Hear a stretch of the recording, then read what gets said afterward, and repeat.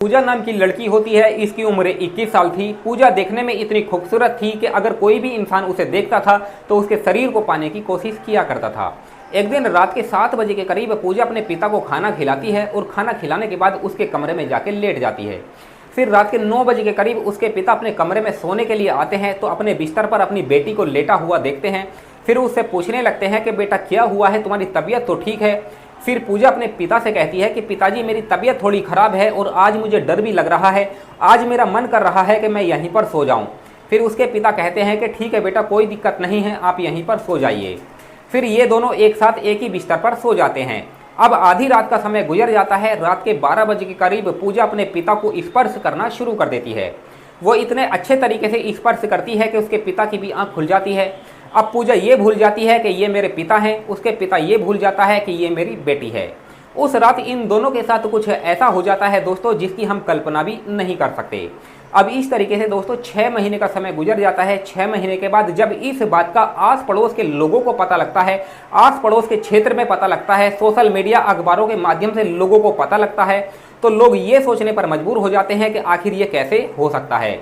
फिर पूजा नाम की जो लड़की होती है ये एक ऐसा कदम उठाती है दोस्तों जिसे जानने के बाद आपके रोंगटे खड़े हो जाएंगे, आप दंग रह जाओगे और आप ये सोचने पर मजबूर हो जाओगे कि आखिर ये हुआ तो कैसे हुआ।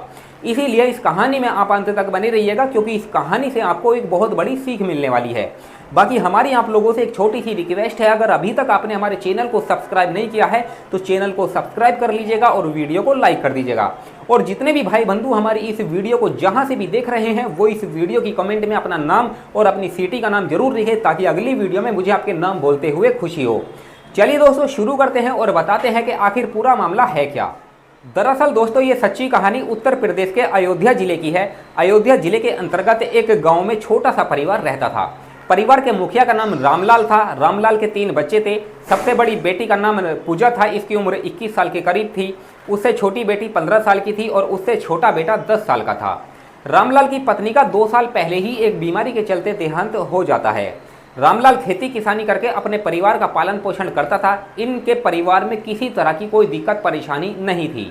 रामलाल को अगर कमी थी तो एक औरत की कमी थी, उसको औरत की कमी सताने लगी थी। इसीलिए रामलाल ने अपने कई दोस्तों से और रिश्तेदारों से कहा था कि वो शादी करना चाहता है और एक ऐसी औरत से शादी करना चाहता है जो उसके बच्चों की परवरिश कर सके, उसके बच्चों का ख्याल रख सके और मेरा भी ख्याल रख सके।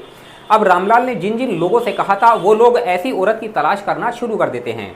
दोस्तों एक दिन पूजा यानी कि रामलाल की जो बड़ी बेटी होती है पूजा, उसको पता लग जाता है कि उसके पिता दूसरी शादी करना चाहते हैं।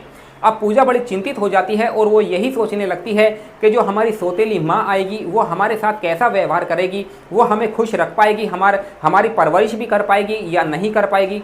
अब उसे काफ़ी चिंता सताने लगी थी। वो यही सोच रही थी कि आखिर होगा तो क्या होगा। दोस्तों पूजा ग्रेजुएशन की पढ़ाई कर रही थी। एक दिन वो अपने कॉलेज जाती है और वहाँ पर अपनी एक फ्रेंड शालू से जाके मिलती है और उससे कहती है कि तू तो जानती है मेरी माँ का 2 साल पहले एक बीमारी के चलते देहांत हो चुका था। अब मेरे पिता दूसरी शादी करना चाहते हैं। जो हमारी सौतेली माँ आएगी वो हमारे साथ कैसा व्यवहार करेगी, अच्छा करेगी या फिर बुरा करेगी, ये मैं कह नहीं पाऊँगी। मेरे 2 छोटे भाई बहन हैं, मुझे उनकी काफ़ी चिंता सता रही है। अब मैं समझ नहीं पा रही हूँ आखिर क्या तो क्या करूँ। फिर शालू जब उसकी ये बात सुनती है तो पूजा को समझाती है कि देख, तेरे जो पिता है वो ना तो तुझसे प्यार करते हैं और ना तेरे भाई बहन से प्यार करते हैं। उनके मन में काम वासना जागी हुई है, वो सिर्फ औरत से प्यार करते हैं और इसीलिए दूसरी शादी करना चाहते हैं और अपनी काम वासना को शांत करना चाहते हैं। अब इसका एक ही रास्ता है कि तू अपने पिता के साथ हम बिस्तरी कर ले। अगर तू ऐसा करने में कामयाब हो जाती है तो तेरे पिता दूसरी शादी नहीं करेंगे और उनकी काम वासना भी शांत हो जाएगी। अब पूजा के दिमाग में ये बात सेट हो जाती है और वो यही सोचने लगती है कि वो ऐसा काम अपने पिता के साथ करेगी तो करेगी। दोस्तों एक दिन शाम के 7 बजे का समय होता है। पूजा अपने पिता को खाना खिलाती है और खाना खिलाने के बाद अपने पिता के कमरे में जाकर लेट जाती है। रात के 9 बजे के करीब उसके पिता रामलाल अपने कमरे में सोने के लिए जाता है तो अपने बिस्तर पर अपनी बेटी को लेटा हुआ देखता है और उससे पूछने लगता है कि बेटा क्या हुआ है, तुम्हारी तबीयत तो खराब नहीं है। फिर पूजा अपने पिता से कहती है कि पिताजी मेरी थोड़ी तबीयत खराब है, आज मुझे डर भी लग रहा है और आज मैं यहीं पर सोना चाहती हूँ, आपके साथ सोना चाहती हूँ। फिर उसके पिता कहते हैं कि ठीक है बेटा, कोई दिक्कत नहीं है, आप यहीं पर सो जाइए। फिर ये दोनों एक ही बिस्तर पर सो जाते हैं। दोस्तों इस तरीके से आधी रात का समय गुजर जाता है। रात के 12 बजे के करीब पूजा अपने पिता को स्पर्श करना शुरू कर देती है। धीरे धीरे उसके पिता की भी आंख खुल जाती है। अब पूजा ये भूल जाती है कि ये मेरे पिता है, उसके पिता रामलाल ये भूल जाता है कि ये मेरी बेटी है।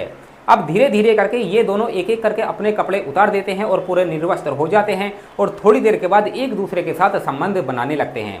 दोस्तों, रामलाल अपनी बेटी के साथ इस तरीके से संबंध बनाता है, इतने जोरदार तरीके से संबंध बनाता है कि वो उसकी चीखें निकाल देता है। इन दोनों की खूबसूरत सिसकारियां पूरे रूम में गूंज रही थी। अब लगभग 2-3 बार रामलाल अपनी बेटी के साथ संबंध स्थापित करता है और जब थक जाता है तो वहीं पर लेट जाता है। अब दोस्तों, अगले दिन जब सुबह होती है तो जो पूजा होती है वो थोड़ी लंगड़ाकर चल रही थी। वो अपने पिता से कहीं ना कहीं नज़रें नहीं मिला पा रही थी और जो रामलाल होता है वो भी अपने बेटी से नज़रें नहीं मिला पा रहा था। दोस्तों, अब इन दोनों को जब भी मौका मिलता था ये एक दूसरे के साथ संबंध बनाया करते थे।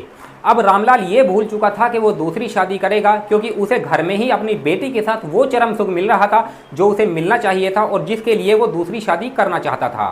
अब दोस्तों, इस तरीके से 3 महीने का समय गुजर जाता है। 3 महीने के बाद कहीं ना कहीं जो पूजा होती है वो गर्भवती हो जाती है। पूजा को जब पता लगता है कि वो गर्भवती हो गई है तो वो अपने पिता रामलाल से कहती है कि पिताजी, मैं गर्भवती हो गई हूँ, अगर इसके बारे में बाहर के लोगों को पता लगेगा तो हमारी इज्जत खराब हो जाएगी, हमारे मुंह पे लोग थूकेंगे, थू थू करेंगे। अब रामलाल को भी काफ़ी टेंशन हो जाती है और वो यही सोचने लगता है कि आखिर किया तो क्या किया जाए। अब दोस्तों, रामलाल एक हॉस्पिटल में बात करता है और वहाँ के डॉक्टर को मोटे पैसे देता है, मोटी रकम दे देता है और पूजा को लेके उस हॉस्पिटल में चला जाता है और पूजा का अबॉर्शन करवा दिया जाता है। अबॉर्शन करवाने के बाद ये दोनों घर पे आ जाते हैं। दोस्तों, अब इन दोनों का फिर से रोज का यही काम चलने लगा था। रामलाल अपनी बेटी के साथ संबंध बनाया करता था। इस तरीके से दोस्तों 3 महीने का समय और गुजर जाता है। 3 महीने के बाद आस पड़ोस के जो लोग होते हैं कहीं ना कहीं उनको पता लग जाता है, उनको भनक लग जाती है कि रामलाल अपनी बेटी के साथ ही गलत काम करता है। धीरे धीरे ये बात पूरी कॉलोनी में फैल जाती है और उड़ती उड़ती बात पूजा को भी पता लग जाती है कि जो आस पड़ोस के लोग हैं उनको पता लग चुका है मेरे और मेरे पिता के बारे में।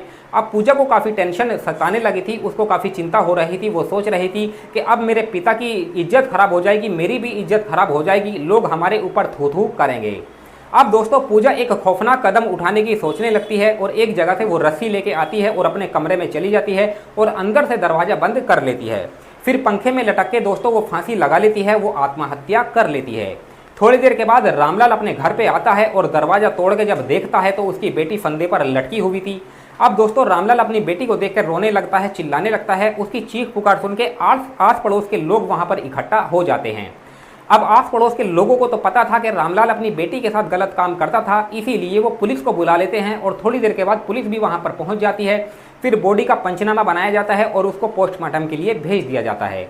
अब पुलिस जो है इसकी मौत के बारे में गांव वालों से, जो आस पड़ोस के लोग होते हैं, उनसे पता करती है तो लोग यही सच्चाई बताते हैं कि जो रामलाल है वो अपनी बेटी के साथ बलात्कार किया करता था। एक बार वो प्रेग्नेंट भी हुई थी, लेकिन इन लोगों ने उसका बच्चा गिरा दिया था। अब पुलिस जो है रामलाल को गिरफ्तार करके थाने लेकर आती है और उससे पूछताछ करने लगती है। फिर रामलाल भी अपना जुर्म कबूल कर लेता है। फिर इसके ऊपर एक चार्जशीट बनाई जाती है और इसको अदालत में पेश किया जाता है। वहाँ से जो जज साहब होते हैं इसको आजीवन कारावास की सज़ा सुना देते हैं। दोस्तों, इस कहानी को सुनाने का हमारा मकसद आप लोगों को परेशान करना या आपका दिल दुखाना नहीं था, सिर्फ आप लोगों को सचेत और जागरूक करना था कि जो पूजा ने किया वो वाकई गलत था, क्योंकि इसमें पूजा की सबसे बड़ी गलती थी। अगर रामलाल दूसरी शादी करना चाहता था तो उसे दूसरी शादी कर लेनी चाहिए थी। ऐसा नहीं है कि जो सौतेली माँ आती है वो बच्चों को परेशान करती है, उनको प्रताड़ित करती है। बहुत सारी ऐसे औरतें भी आती हैं जो दूसरे के बच्चों को भी प्यार करती है, अपने जैसा समझती है। हालांकि पूजा ने जो गलत कदम उठाया वो उसको नहीं उठाना चाहिए था। पूजा ने रिश्तों को तोड़ दिया, रिश्तों को शर्मसार कर दिया, रिश्तों को तार-तार कर दिया। दोस्तों, इस कहानी से आपको क्या सीख मिलती है आप हमें कमेंट सेक्शन में ज़रूर बताइएगा। बाकी मिलते हैं फिर किसी और वीडियो में, तब तक आप अपना ख्याल रखें, अपने परिवार का ख्याल रखें और हमेशा सुरक्षित रहे। और इस वीडियो की कमेंट में अपना नाम और अपनी सिटी का नाम जरूर लिखें ताकि अगली वीडियो में मुझे आपके नाम बोलते हुए खुशी हो। चलिए मिलते हैं, धन्यवाद।